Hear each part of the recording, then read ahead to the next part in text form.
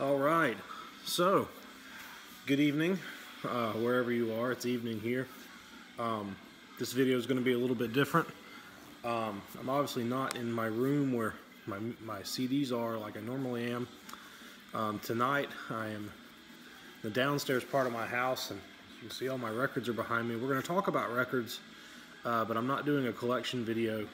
I'm doing more of a stuff I've bought recently or gotten recently video. Usually I do these late at night. I do them upstairs where all my music is, aside from my records. But tonight I am home alone, me and my son, and he's asleep in the other room.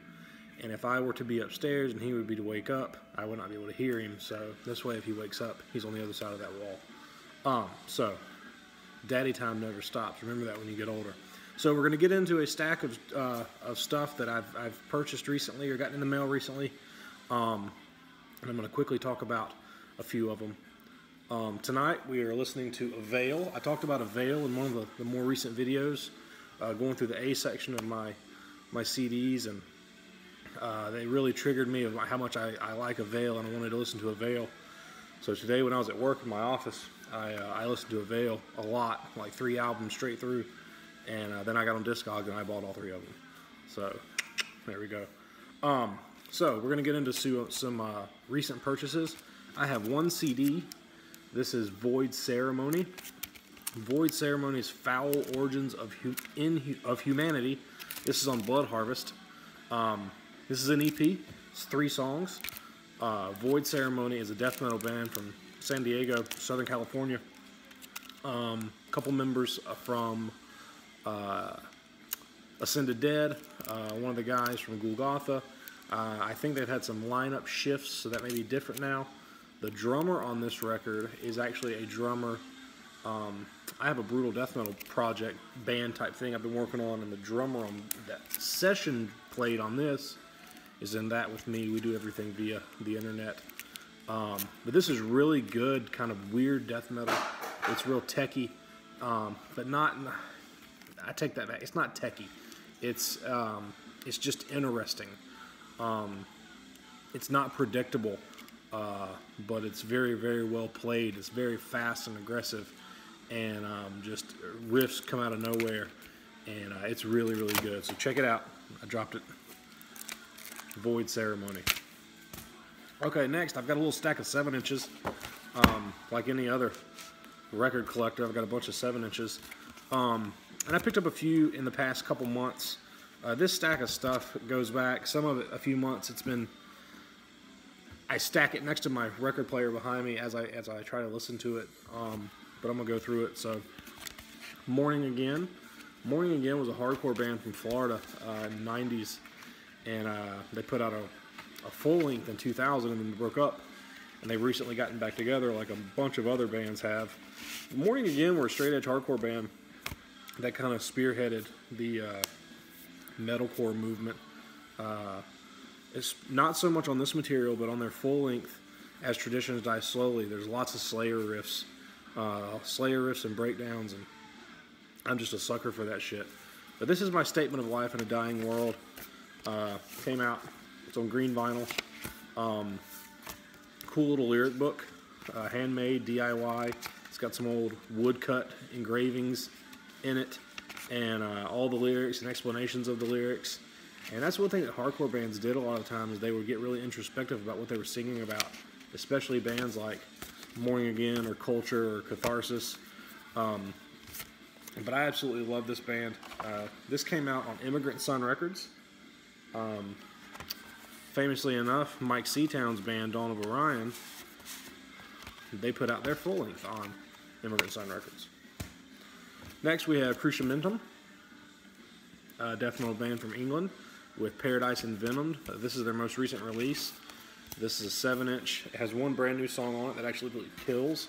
Comes on nasty like black and yellow split side vinyl, which is really cool.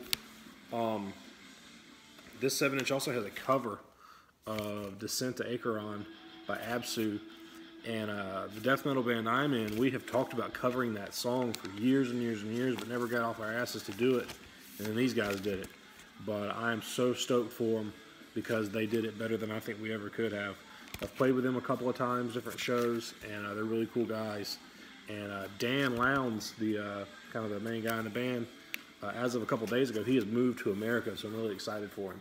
So, Cruciamentum, if you don't know these guys, get into them.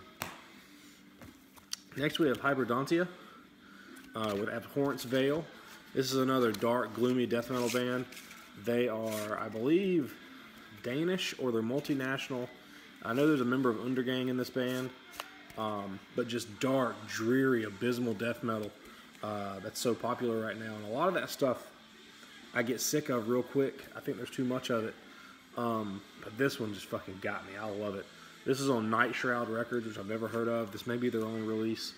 And I don't know if this is sold out or what, but get online and check this out. It's also available on tape.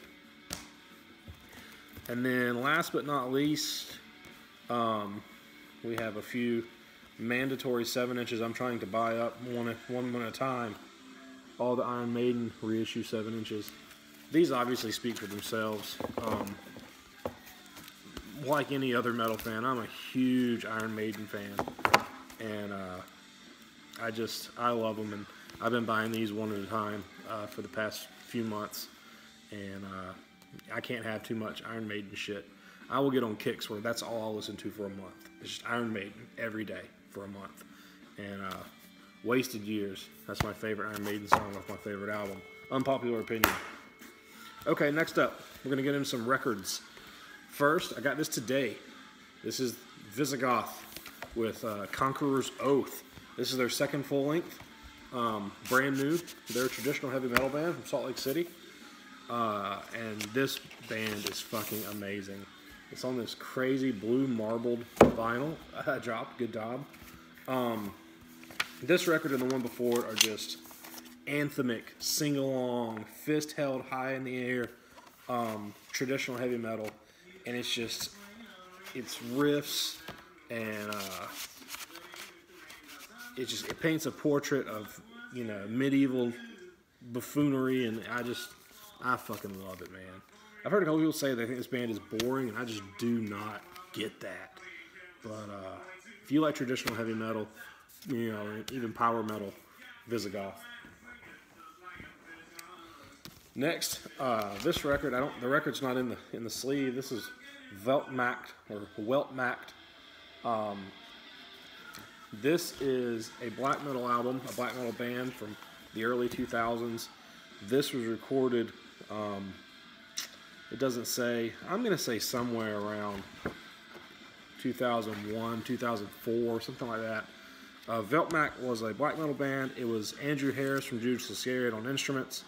I believe Dwayne Timlin played drums, Cryptic Winter, and Neil Jameson from Krieg was on vocals.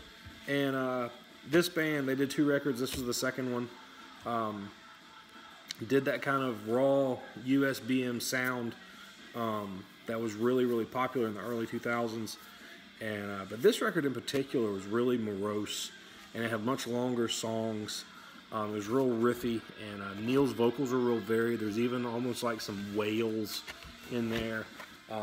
The record's not in the sleeve because it is on my turntable. But this was a record that I always just assumed would be a lot of money if I ever came across it. It came out on No Colors Records out of Germany. I think it got pressed once.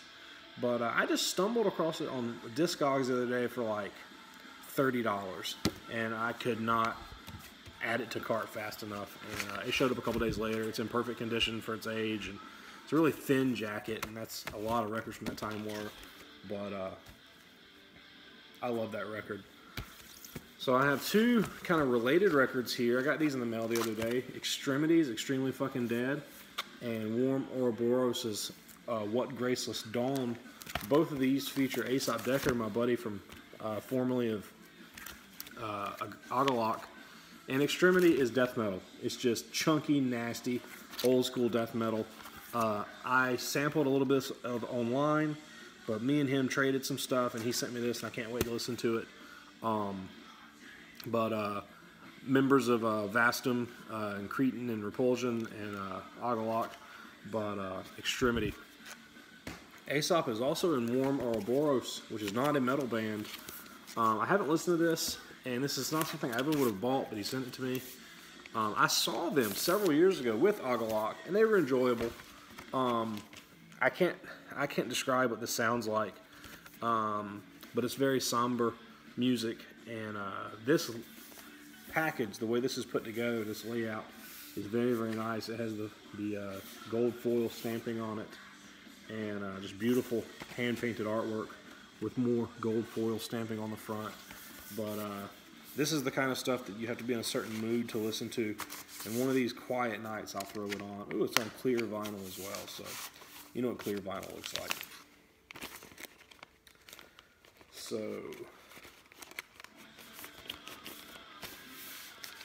I'm going to save that one. Okay, next up is, this is a split. This is Albrecht and Luceria. This is a record called Borgia. This is a kind of a black ambient record. Came out on Hospital Productions last year, which is Dominic Furnow's record label out of New York City. And this is kind of a throbbing, pulsing, low tone, low frequency electronica record. And I have a soft spot for that kind of stuff, and anything on Hospital Productions I like to check out. But there's a lot of moods and really, really grim feelings on this record, and you put this on and just sink into it. I listen to it on YouTube at work. I get the privilege at work every couple of days to just sit in my office all day, and I'll put on music on YouTube and just find shit. And I put this on and I immediately bought it. And last year for 2017, this was right at the top of my list. This is just a really, really killer album. I've got three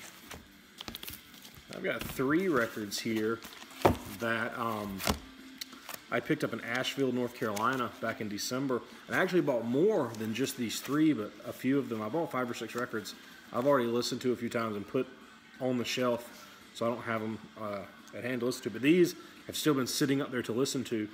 But there's a really cool record store in Asheville, North Carolina that just had a killer metal section, and everything was priced pretty appropriately. So first I bought Incantations' Dirges of Elysium. This was their second kind of comeback record.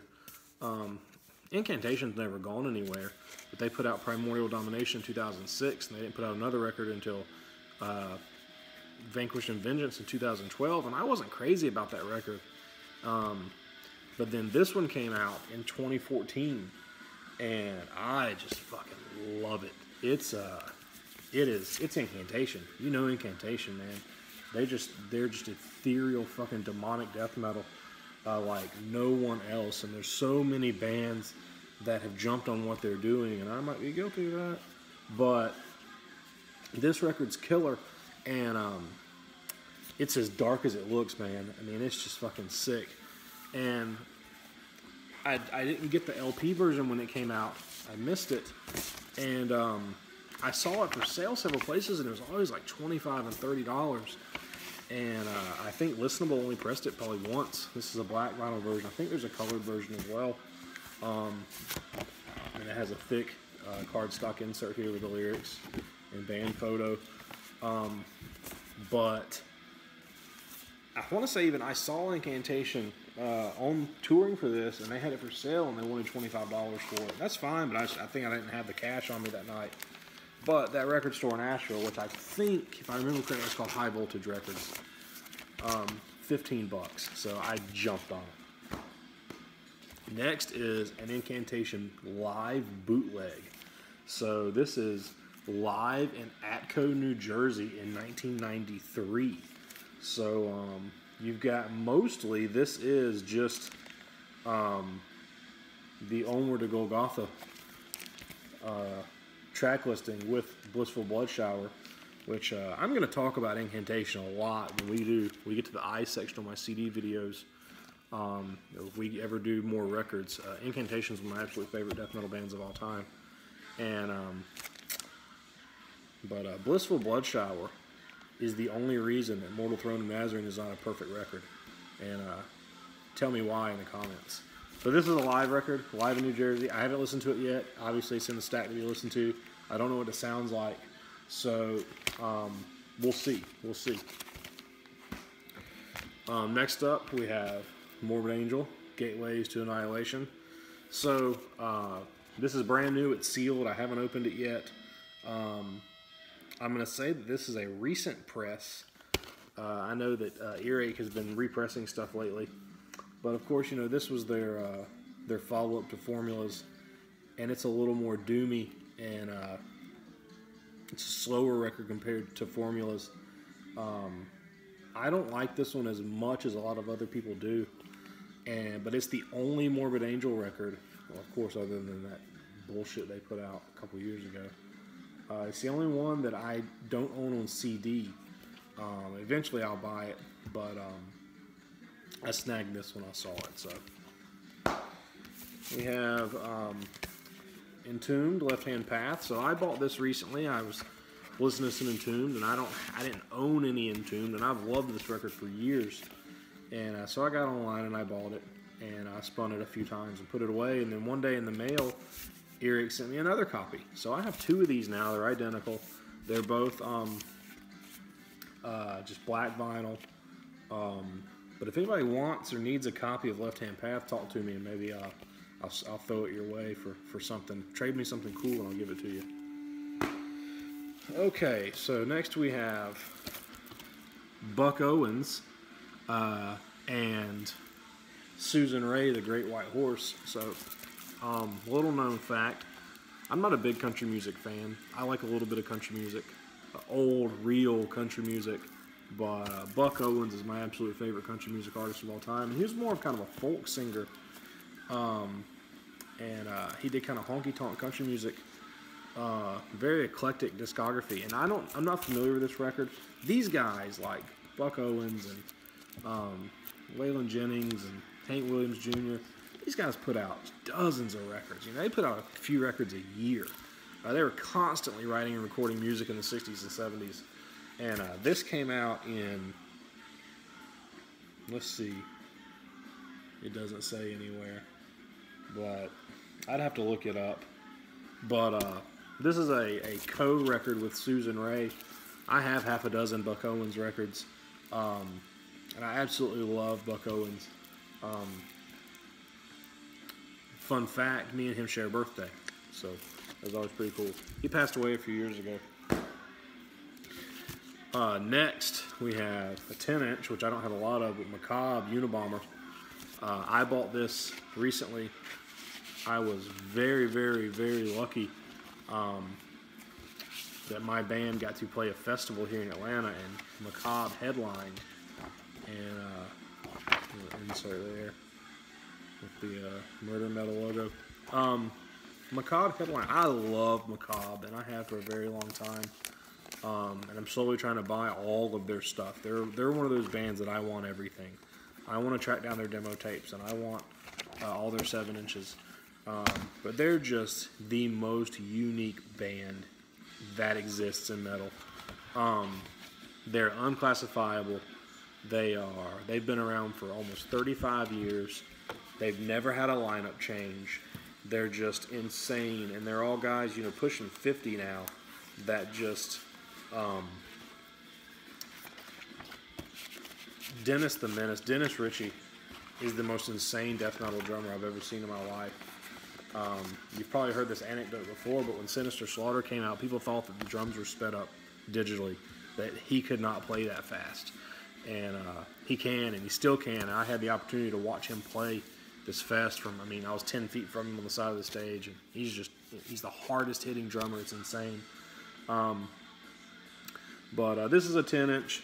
It came out on Hammerheart Records years and years ago. But I was just browsing Discogs, and I found this for a pretty decent price and jumped on it. It's in decent condition. It's got a big bend here. I'm not a condition whore when it comes to records. If it's a record I want, I'm going to get it. I don't care. I try my best to take care of them, but I love McCobb, and we're going to talk about them a lot more in more videos. So, last up, we have Profanatic, the enemy of virtue. A very sick illustration there. So Profanatic is a very, very controversial band. I'm sure a lot of you watching this are familiar with them. Enemy of Virtue is a compilation that came out many years ago on that kind of spearheaded a resurgence of this band when they reformed about 10 years ago. And when they reformed 10 years ago, my band played a show with them in 2008, and it was their comeback show. And I was able to meet the members of Profanatic that night, and we became friends, and we've been friends ever since. And since then, I've played with different bands. I've played several shows with Profanatic and come to be friends with them. Two of the members now, they live in Atlanta, so I see them from time to time. But this is a reissue of The Enemy of Virtue on this giant book presentation with, built-in pocket liners for the records, and a book inside with this fucking killer, like, biblical-looking layout, and information about all the releases that everything is from. Enemy of Virtue is all of their 7 inches and classic tracks. There's some live stuff on here. Profanatic is another one of those bands, just like McCobb, that is unto themselves unique. No one sounds like Profanatic. I don't think anybody wants to sound like Profanatic, but they're just a fucking sick, sick black metal band.